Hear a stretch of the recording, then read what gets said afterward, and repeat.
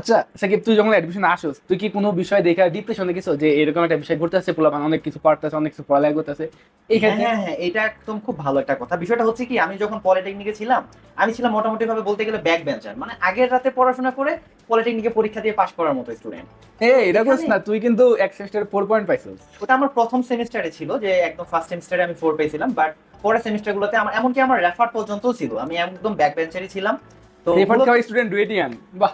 এটা হইতেই পারে, আমি নিজেও রেফার ছিল। আমার পলিটেকনিকের পড়াশোনা দেখে আসলে একটা স্টুডেন্ট যাচাই করা যায় না, এই অবশ্যই। জিনিসটা হয়তো বা এইভাবে মানে বোঝা যায় না, বাট অ্যাডমিশনে আসলে কিন্তু এটা খুব ভালোভাবে বোঝা যায়।